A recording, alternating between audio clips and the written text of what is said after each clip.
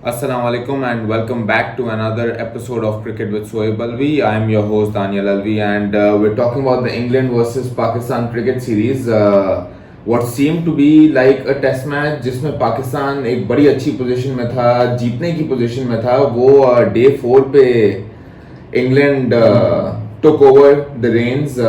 Credit to them also, लेकिन I think Pakistan could have done better. देखो credit तो सबसे पहले विनर को देना चाहिए बिकॉज जो भी कंडीशंस थी हल्की लिया पाकिस्तान ने जरा हल्का ले लिया इंग्लैंड को जो भी किया तो खेला तो ना उन्होंने रन्स तो बनाए बिल्कुल क्रेडिट लेकिन तुम्हारा पॉइंट सही है कि पाकिस्तान ने मैच हैंड ओवर कर दिया बिल्कुल so what do you think were those factors जिनकी वजह से पाकिस्तान देखो सबसे पहले तो कप्तानी क्योंकि देखो जब जीत होती है तो भी कप्तान को क्रेडिट और थिंक टैंक को क्रेडिट जाता है और जब हार होती है तो फिर कप्तान और तो उसको थिंक टैंक को ब्लेम भी लेना होता है यहाँ तो ज़्यादा बनता है एक होता है कि क्लोज मैच एक विकेट से हार गए आपने 10 चीज़ें ट्राई कर ली लेकिन यहाँ पे क्या हुआ कि एक तो आपने दूसरी इनिंग्स में बहुत कैजुअली लिया कि 100 रन की लीड है हम 150 भी कर गए तो 250 बहुत है बिकॉज ओल्ड ट्रैफर्ड में कभी किसी ने 277 के ऊपर जो है या 250 के ऊपर जो है वो एक दफ़ा टोटल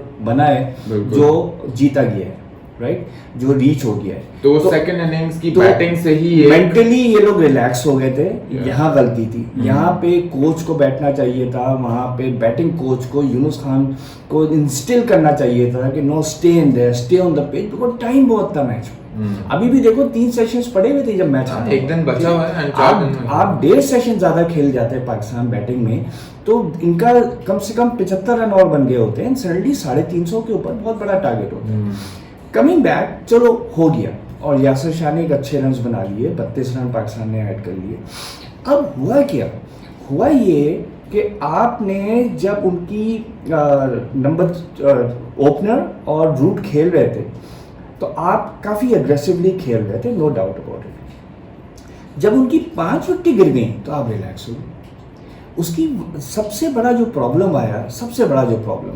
वो ये था कि आपने अग्रेसिव फील्ड प्लेसिंग नहीं की वन सबसे पहली तो आपकी ये वीकनेस सेकेंडली आपने अपना होमवर्क नहीं किया था वोक्स के ऊपर वोक्स का पिछले अगर 6 टेस्ट या 7 टेस्ट उठा के देखो तो उसकी एवरेज 6 पर इनिंग से कम है राइट यहाँ वो 80 मार गया ठीक है अच्छा दूसरा ये अभी मैं आता हूँ कि why I am saying this कि वो दूसरे जो ऑपोजिशन था उन्होंने इसको स्मेल आउट कर दिया था कि ये शॉर्ट बॉल के ऊपर वीक है अच्छा कोई भी होता वो ये देख लेता कि वोक्स जब भी फास्ट बॉलिंग को खेल रहा था चाहे वो नसीम हो चाहे वो शाहीन शाह अफरीदी हो वो लेग साइड से हट के खेल रहा है that means he is afraid of the faster ball तो और उसके चिन पे मारो ना इन्होंने उसको सारी गेंदें ऑफ स्टंप मिडिल स्टंप पे कराई हैं और अगर लेग स्टंप पे कराई हैं तो जरा सी हाफ वॉलीज कराएंगे तो वो सेट हो गया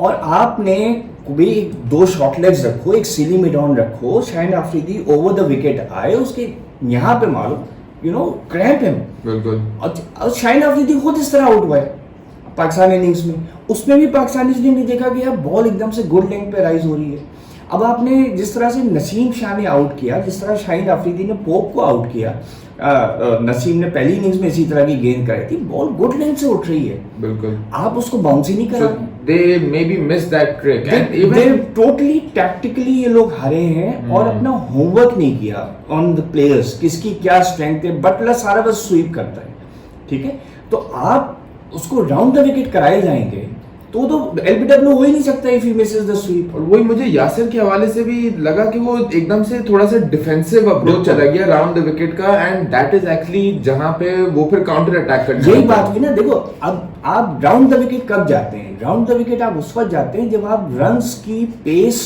कम करना चाह रहे हो आप वो डिफेंसिव बॉलिंग होती है बिकॉज लेग साइड से खेलना बहुत मुश्किल होता है तो प्लेयर ज्यादातर पैड से खेलता है तो यू गेन टाइम यहाँ तो ये था कि the more time you give England the greater danger you have of losing the match because मैंने कल भी ये कहा था I think off the camera हम जब बात कर रहे थे कि if England is batting till the end of the day they will win चाहे उनको 5th मॉर्निंग आके दोबारा खेलना पड़े but if they are batting till the end of the day because that means कि उन्होंने 2.5 सेशन खेल लिए और 2.5 सेशन में वो चलो 277 नहीं करते, शायद 240 कर चुके होते। तो और 5वें दिन आके वो फिनिश कर देते हैं। बिकॉज पाकिस्तान टीम का ये हुआ कि जैसे ही इन लोगों ने 5 विकेटें ली, वोक्स को इन्होंने होमवर्क नहीं किया था, उसकी वीकनेस इनको नहीं पता थी, और अगर नहीं भी पता थी तो देख के लग रहा था। अच्छा, Waqar Younis one of the most aggressive fast bowlers ever. Wasim Akram commentary box में बैठा हुआ है, ठीक है। मुश्ताक अहमद इन सब के साथ खेल चुका है। किसी ने बॉलर्स को ये कहा ही नहीं कि भाई इसको बाउंस करो। सो वो there was the one of short delivery जो उन्होंने ट्राई की, बट आई वुड से कि एक ओवर में आप जब उनको पेपर करेंगे वो short ball, so that is where the दूसरा पॉइंट ये था कि डिफेंसिव फील्ड प्रेसिंग। भाई देखो, आपने 117 पे 5 कर लिया, आपके पास 150 रन पड़े हुए हैं यार, तुम 4 स्लिप्स रखो, यासिर को कराओ, 2 शॉर्ट लेग्स रखो, सिली मिड ऑफ रखो, स्लिप रखो, बेशक 10 ओवर के लिए रखो यार। अगर रन्स बनना शुरू हो जाए 1-2 हटा दो, फील्डर को पता तो चले कि आई एम अंडर प्रेशर। लेकिन बैट्समैन को इन लोगों ने इन लोगों ने तो ये किया कि यासिर के लिए जब 117 पे 5 हो गए, उसके बाद भी यासिर की 1 स्लिप और 1 shot leg and bowling from round the wicket. वो खेलते गए, फिर उनकी समझ में आ गया बाउंस कितनी है, टर्न कितनी है, वो फिर समझ गए यासिर को। तीसरा प्रॉब्लम, आपने 2 लेग स्पिनर खिलाए थे फॉर एग्जैक्टली दिस सिचुएशन। आपने लंच से पहले शादाब को 1 ओवर दिया, लास्ट ओवर, टी से पहले 1 ओवर दे दिया, ठीक है। साथ में उसको 2 ओवर करा दिए, उसने 4 ओवर कराए 3 स्पेल्स में। तो there was never a pressure from both sides. दूसरी तरफ से जो फास्ट बॉलर्स करा रहे थे वो लॉन्ग हॉप्स कभी दे दें और कभी वो गुड लेंथ पे कराए जाए, और ये ऑफ की तरफ खेलते गए। आपने क्या किया, आपने वहां एक स्वीपर रख लिया और 2 स्लिप्स रखी हुई है। भाई तुम्हारे पास रन्स हैं यार, उसके बाद टेल शुरू हो जाएगी, आपने उनको आउट करना है। राइट, सो कभी कभार it's that psychological pressure also जो कि काम आ जाता है। तो जरूरी नहीं है कि अगर हम इस तरह से देखें तो शायद बटलर एंड वोक्स ने कोई चांसेस नहीं दिए स्लिप कॉर्डन में एज सच, लेकिन जस्ट द फैक्ट कि अगर वो प्रेशर बिल्ड हो जाता तो चांसेस निकल मैं विनिंग शॉट की बात कर दूं, ठीक है।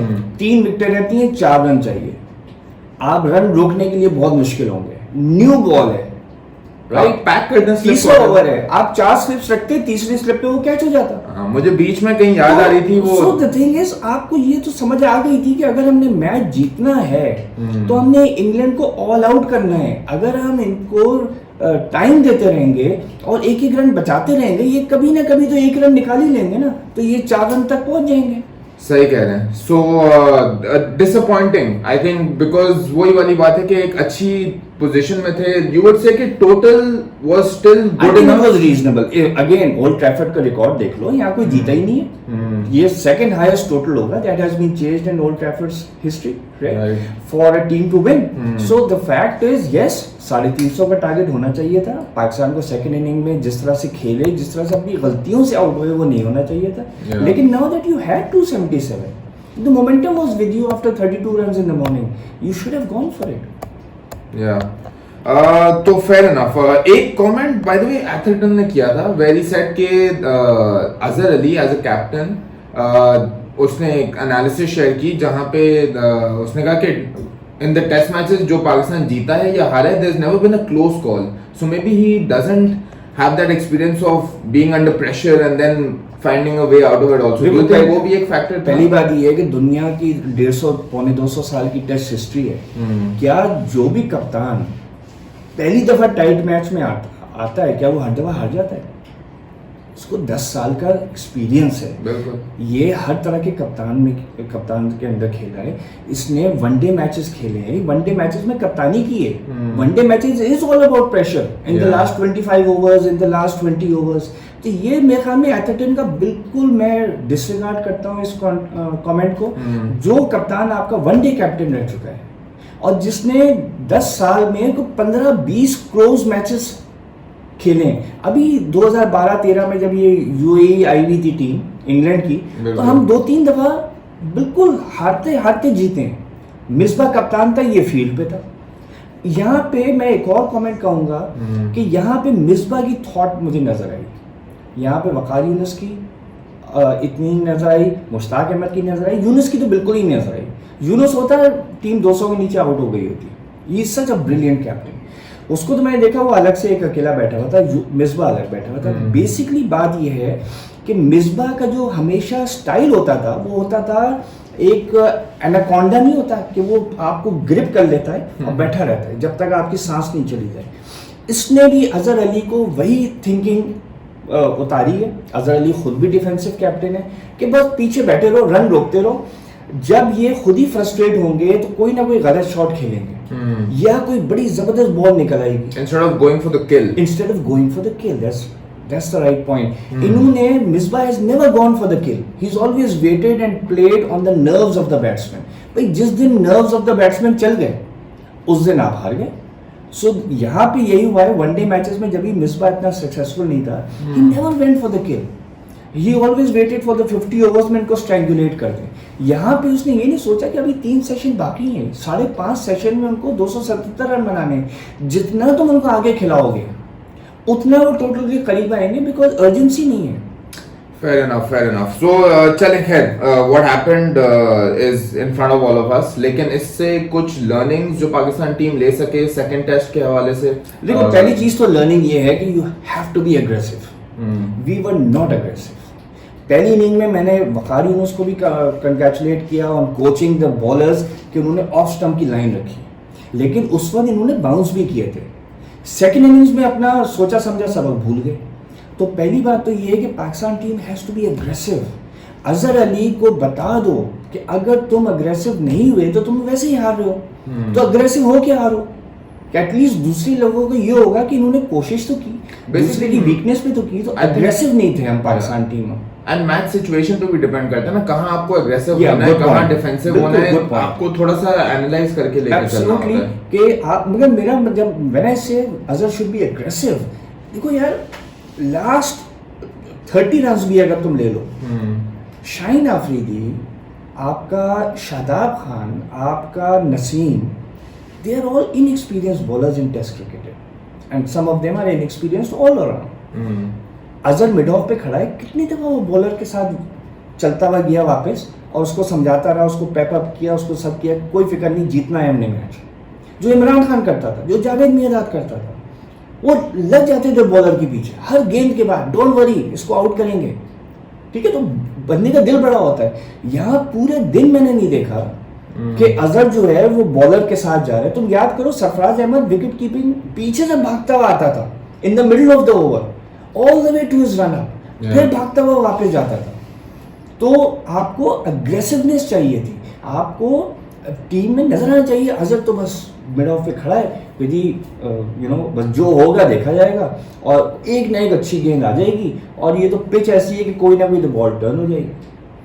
Fair enough. And any other learnings other than that? Well, एक तो लर्निंग यही है, और सेकेंडली ये है कि जब आप अपनी स्ट्रेटजी के साथ जाएं तो स्ट्रेटजी को अप्लाई भी तो करें। जैसे आपने 2 लेग स्पिनर खिलाए और आपने 4th इनिंग्स में बॉलिंग करना थी, लेकिन आपने टी तक शादाब को 3 ओवर दिए, 4 ओवर दिए, आपने टी के बाद यासिर को आधे घंटे तक आप यासिर को लेके ही नहीं आए, जबकि वही आपको पहली इनिंग में 4 विकेटें ले गया है, वही बॉल प्रेशर बॉलर है।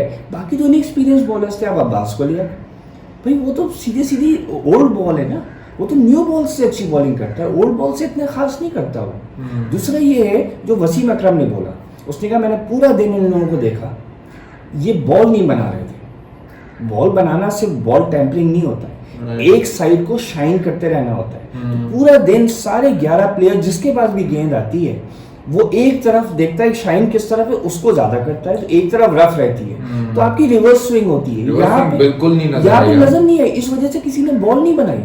तो एक तरफ की जो साइड थी गेंद की वो ज्यादा आपको शाइन ही नहीं मिली, दोनों तरफ मोर और लेस बराबर हो गया, तो फ्रिक्शन खत्म हो गया, तो वो रिवर्स स्विंग नहीं। चले खैर, I guess disappointing like I said, लेकिन फिर भी let's look forward to the next test match and hope that उम्मीद तो दुनिया कायम है। बिल्कुल, hope that the Pakistan team bounces back. Thank you for listening into our episode of Cricket with Sohaib Alvi. We'll be back with another episode tomorrow, so keep listening and thank you.